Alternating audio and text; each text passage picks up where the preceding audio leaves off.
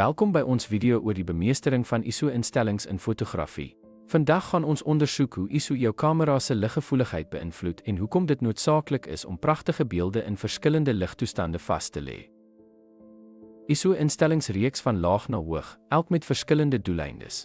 Lae ISO soos 100, 200 is perfek vir helder daglig of wanneer 'n driepoot gebruik word, wat minimale geraas en skerp beeldkwaliteit verseker.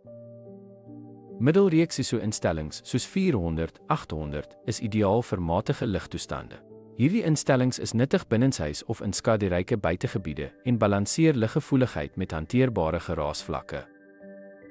Hoog ISO-instellings vanaf 1600 en hoër is noodsaaklik vir situasies met min lig. Terwyl hulle jou toelaat om beelde in donkerder omgewings vas te lê, bring hulle dikwels meer geraas of korrel in jou foto's in. Geraas kan afbreek beeldkwaliteit, veral teen hoër ISO-vlakke. Dit is belangrik om oorweeg geraasverminderingstegnieke tydens redigering om handhaaf die duidelikheid en detail van jou foto's. Balansering van ISO met sluiterspoed en diafragma is die sleutel tot die verkryging van die verlangde blootstelling.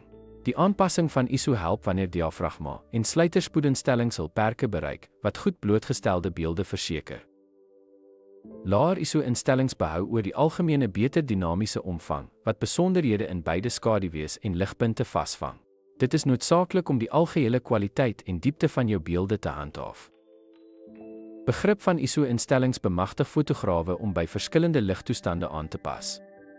Die bemeestering van ISO kan die sukses van jou foto's aansienlik beïnvloed, veral in uitdagende omgewings met lae lig.